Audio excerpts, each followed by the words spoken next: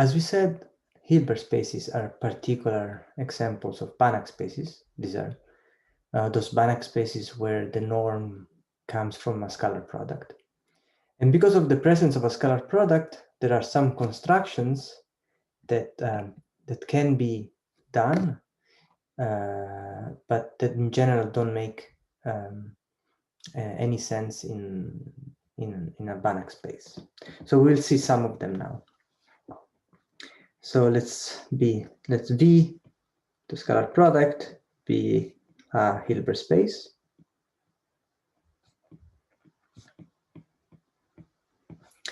So some notation. We will say that X is orthogonal to Y, or X and Y are orthogonal if the scalar product between them is 0. And given any set, any subset of V, we will define the orthogonal subspace to A to be all the elements in V that are orthogonal to any element in A. So this is called the orthogonal space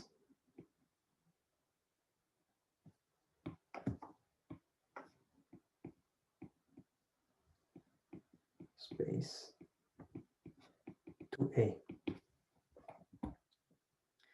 Okay, let's see some properties of this orthogonal space.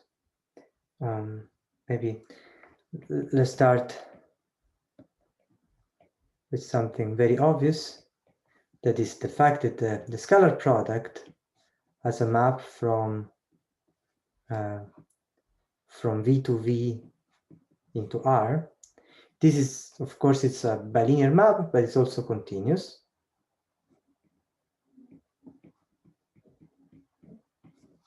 And let's give the quick proof.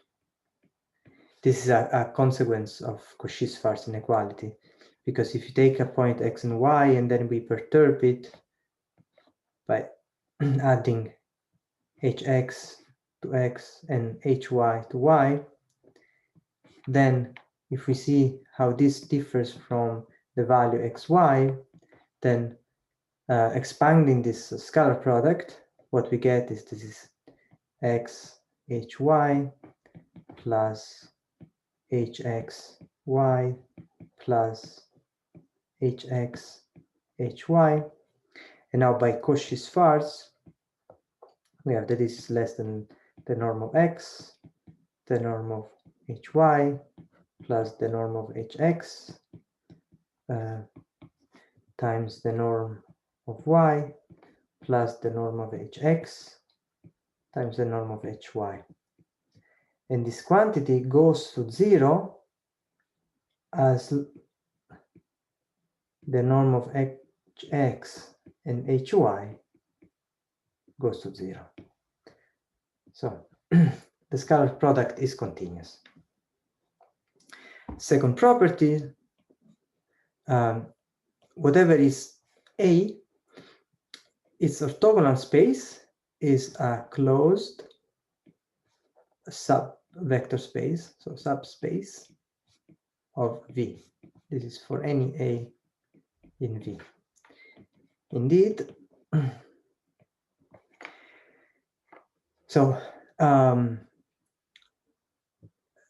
we have that the scalar product is bilinear, right? So it's bilinear.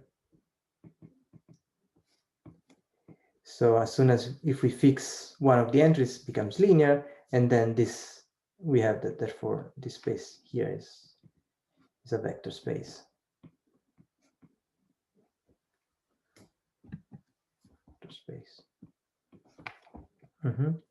Now, regarding the fact it is a closed vector space, it comes from the continuity of the scalar product. So if you have yn x equal to 0 for any n and for any x in A, and we have that yn converge to y, then passing to the limit, since it's continuous, you have the scalar product is 0, right? By the first property. So this space is closed. Okay, third property. So if you have elements in the space that are pairwise orthogonal, then the norm of their sum, actually the norm square, is the sum of the squares of the norms. We can call this property the Pythagorean relation.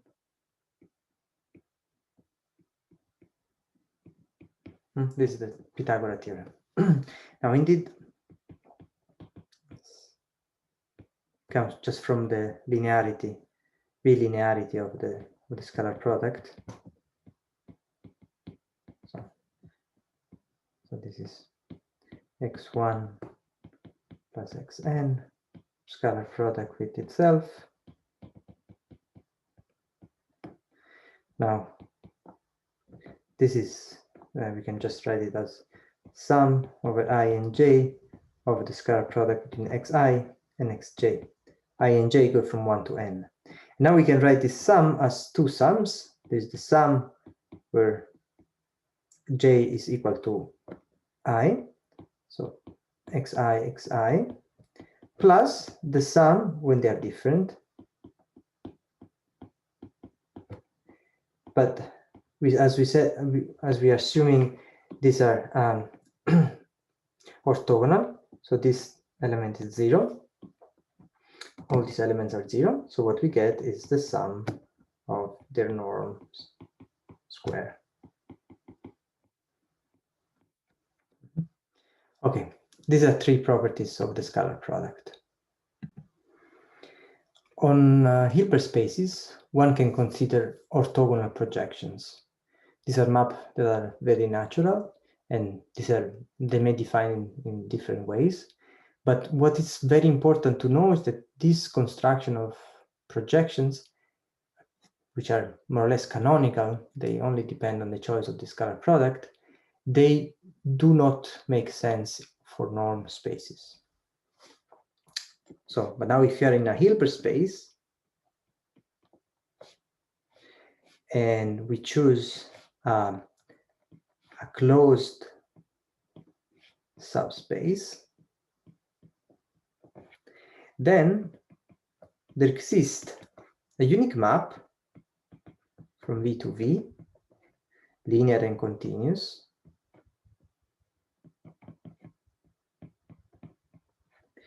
such that for all x in V, what we have that the image is in W, and if we remove pi of x from x, now this lies in the complement, in the orthogonal. So we have W, we have this complement, and now what we are saying is that any point x can be decomposed as its projection pi of x that is in W plus another vector that is in the complement in the orthogonal of W. Okay, so there's only one map with this property, and moreover, we can metrically characterize pi of x, and is the point that realizes the distance from x to W. So pi of x will be, but we need to prove that this point exists, will be the unique point at minimal distance, a minimal point on W that minimizes the distance from x. Okay. And this map pi is called orthogonal projection on W. Okay, let's prove that this map exists. Okay, first let's prove the existence.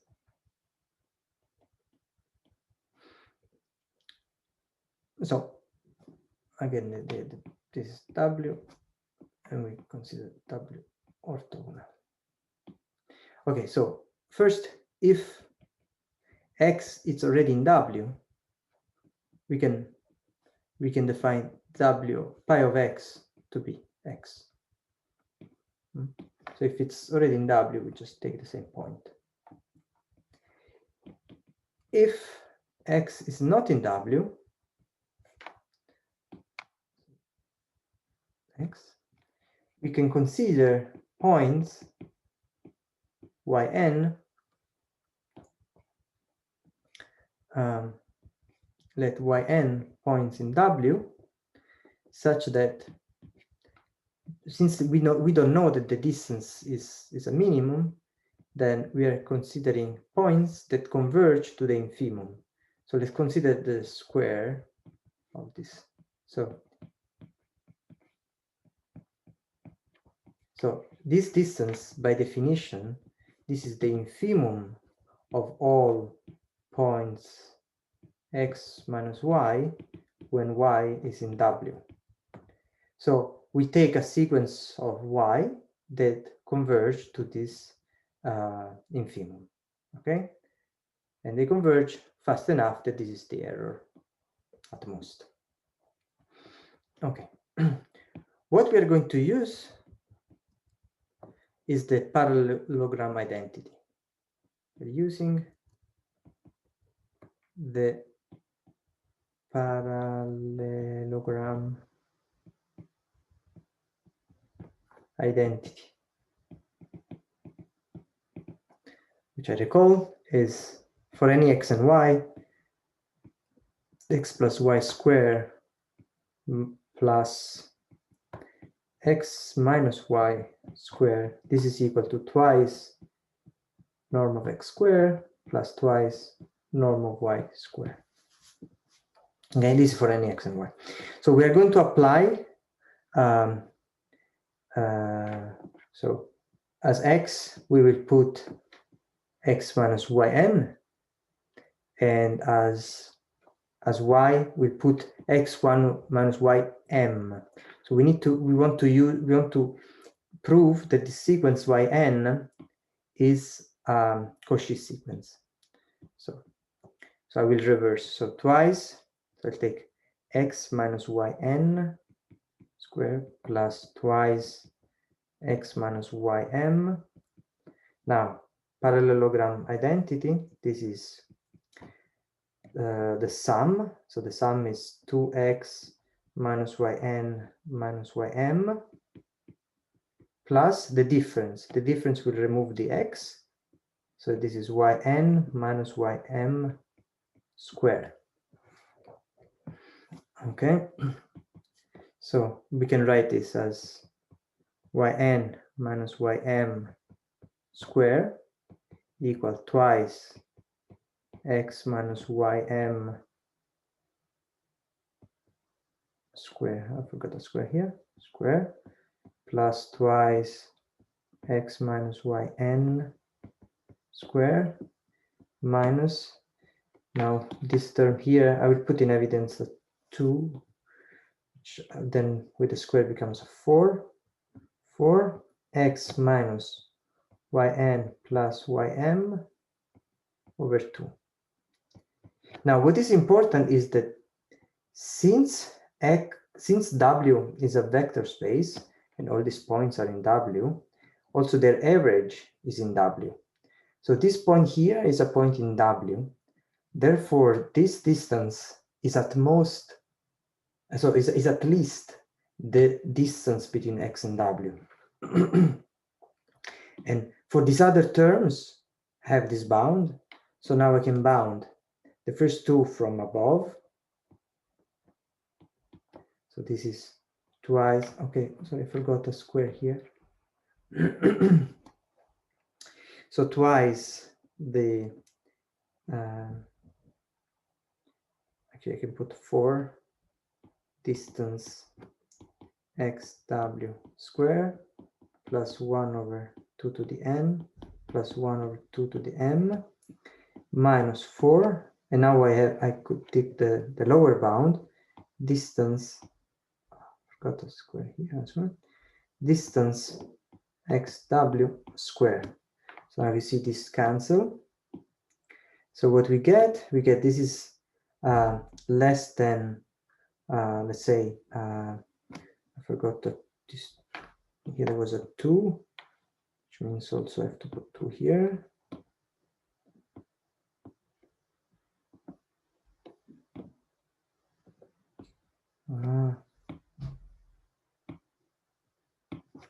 So 2, 2. So this is, let's say, it's less than 4, 2 to the n, so m, if m is greater than n, if m is smaller than n. Yeah, okay. So what we proved that this sequence here, yn is Cauchy, is a Cauchy sequence. Okay. So what we proved that the sequence yn in V is Cauchy. But now we use that V is a Hilbert space. So V is Hilbert, imply that yn converge to some y in V. And remember that W is closed, and therefore also y is in W. Now, the fact that the scalar product and the distance from a subspace, these are continuous, then what we get is that x minus y is equal to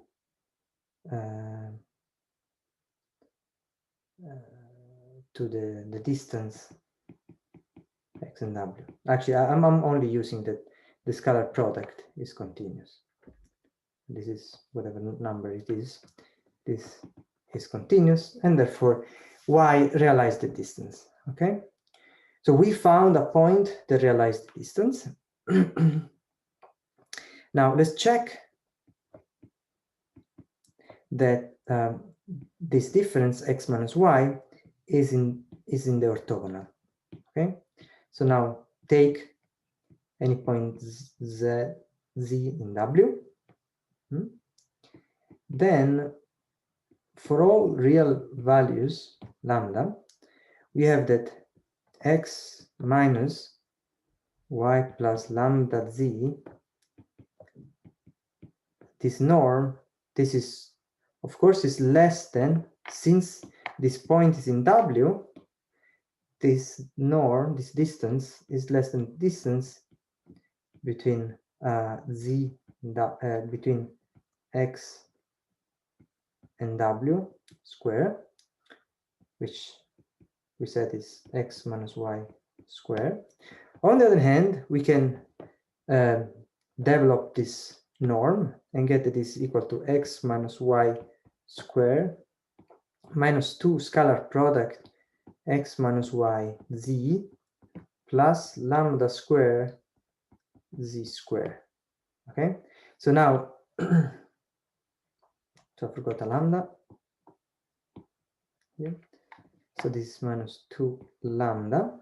Okay, so now you see that, now let's see this as a polynomial in lambda. Now if this object were not 0, then what we get is that for some values of lambda, this quantity would be bigger than this one. Because, you know, remove this, right? And now, if this is non-zero, then for some values, then this function, this element, this number will not be less than 0. Okay, so what we conclude that x minus y z is 0. In other words, x minus y is orthogonal to z for any z in W.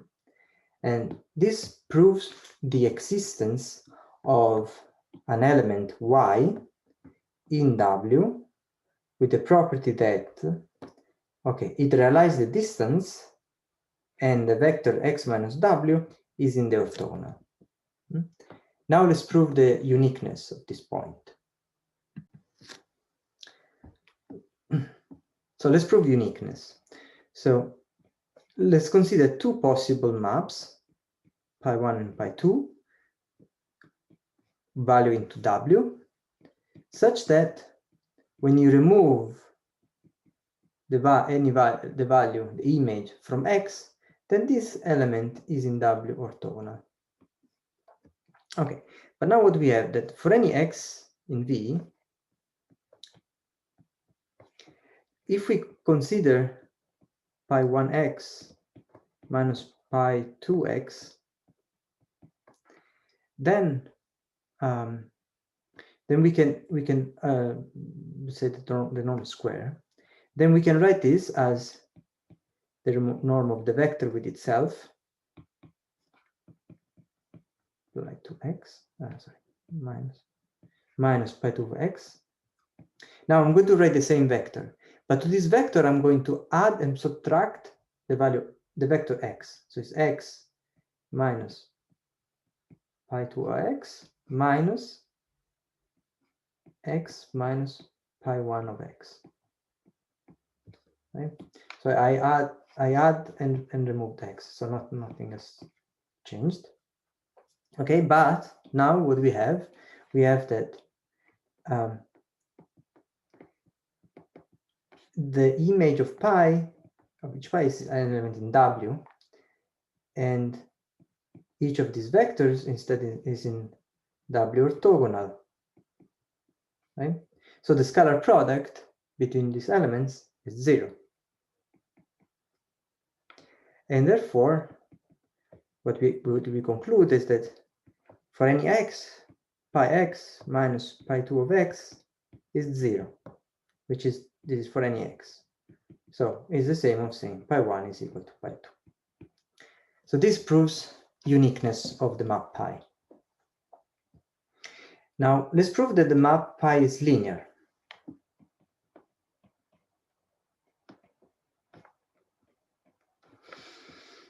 It's super easy. So let's take 2 points in V, take scalars alpha and beta in R. So what we have is that since pi of x and pi of y are in W, and W is a vector space, then this linear combination is in W. But also, if we take the point alpha x plus beta y, and we remove the point alpha pi x plus beta pi y, then we can write this as alpha of x minus pi x plus beta y minus pi y. And now this element is in W orthogonal, this element is in W orthogonal, so, and W orthogonal is a vector space, so this element is in W orthogonal. So what we understood that this element here is in W, and when we remove it from alpha x minus plus by y, we have that the difference is in the orthogonal.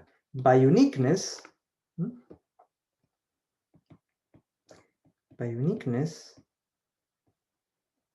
of the map pi, we have that pi of the point alpha x plus beta y is exactly alpha pi x plus beta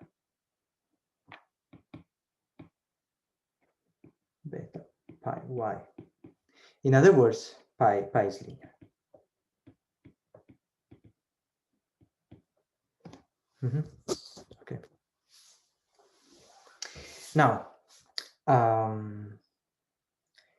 let's prove uniqueness, continuity.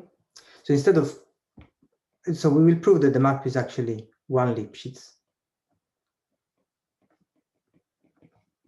and so unique, and so continuous. Sorry.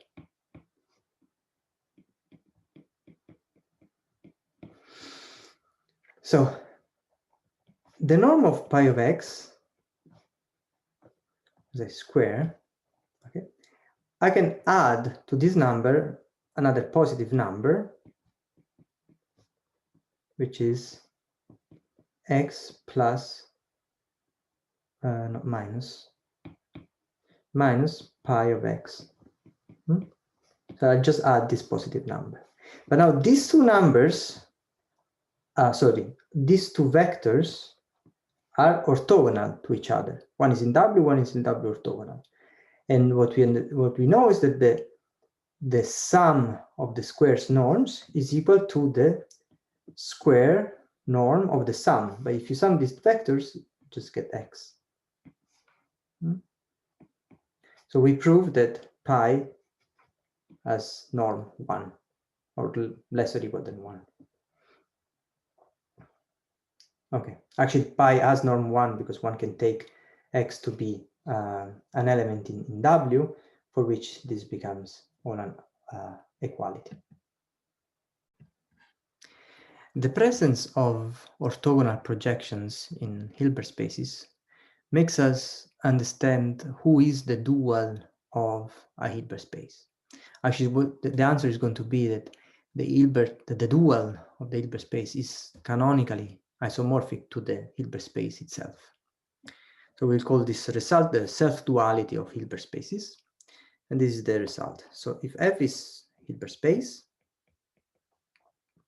then the map, going from V to the dual, that to any element X associate the scalar product with respect to X, right here, I see this as a variable, then this map is an isomorphism of Hilbert spaces.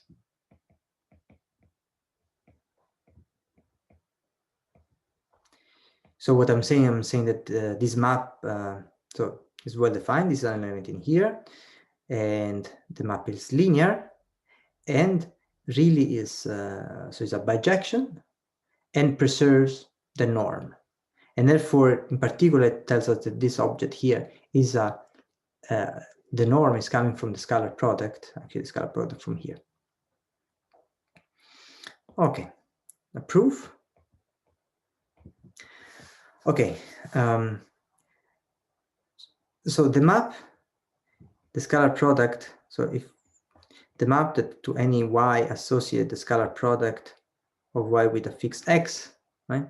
So let's call this map phi of x. So this is, of course, is linear and is also continuous.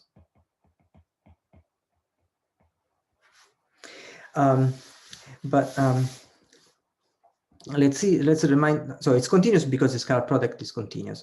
But remember that by Cauchy Schwarz, what we know is that the norm of x minus y, this is bounded by norm of x times the norm of y. Right? So think that x is fixed. So now what tells us that this map here is a linear map with operator norm bounded by x.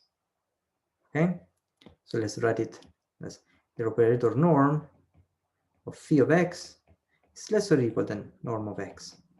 Now let's prove the other inequality. But if we take y equal to 1 over norm of x times x, right? So now this is a vector of length 1, and if you calculate phi of x on y, this is x divided by norm of x. This becomes norm of x squared divided by the norm of x. Of course, 0 goes to 0, and that's fine. So if x instead is a non-zero vector, this norm is different than 0. So you get that phi of x has exactly norm equal to x. So phi of x has norm equal to x. Right? So what we get is that let's change. So the map to any x associated phi of x is linear, again because it's the scalar product is linear in x, and it's an isometry. It's linear and preserves the norm and say isometric embedding.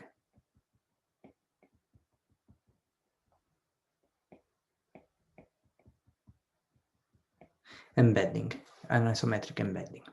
Okay, so in particular is has to be injective. The only thing left to prove is surjectivity. Okay, only thing left to prove surjectivity.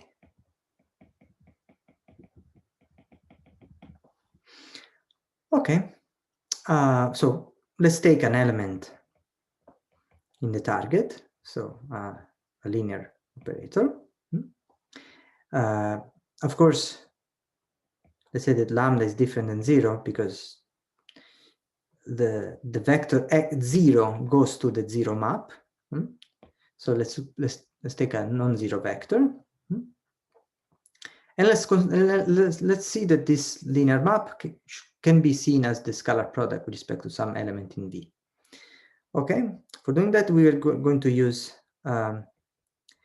orthogonal projections. So we will consider the kernel of lambda as a subspace W.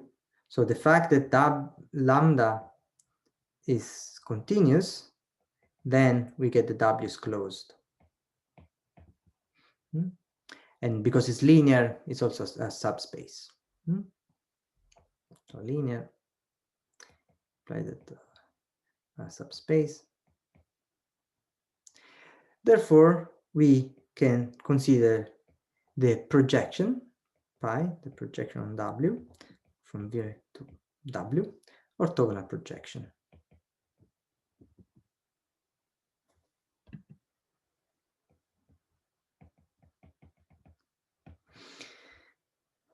On W.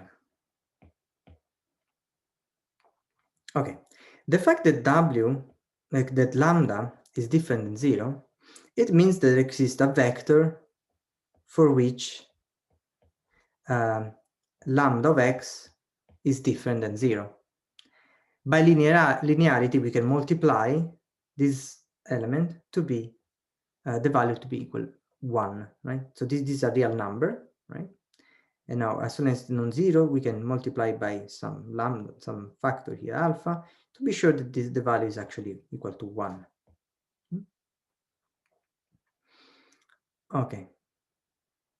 And of course, like, note that x cannot be in W because W was the kernel.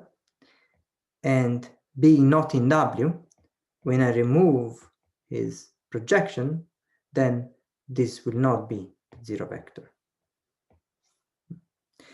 And so the claim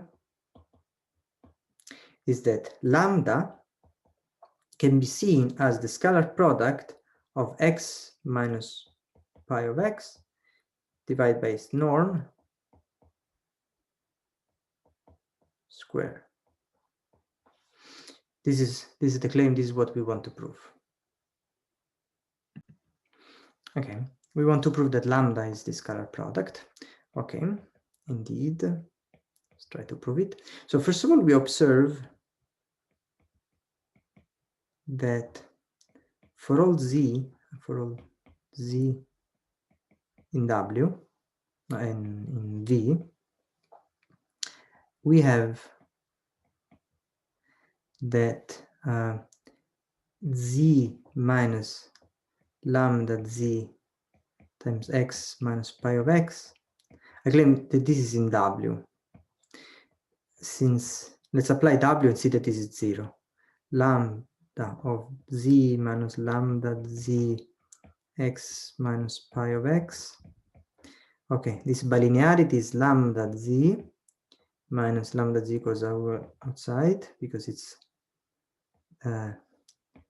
linear. So this is pi of x minus lambda.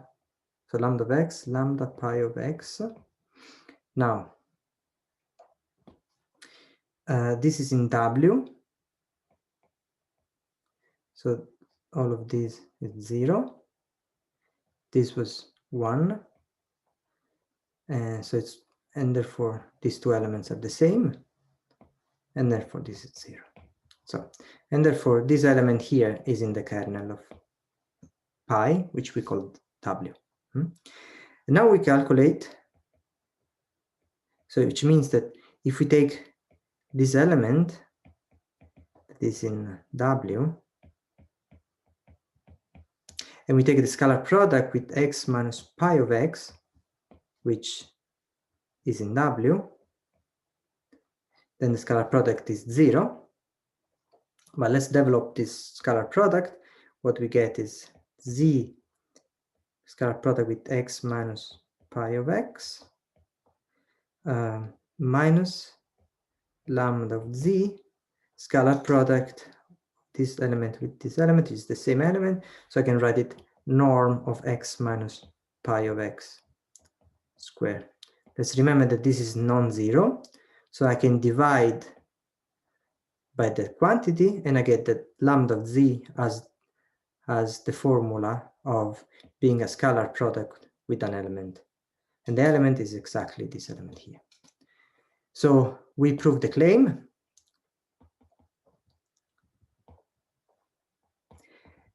And therefore we prove that lambda is surjective, and this was the end of the proof.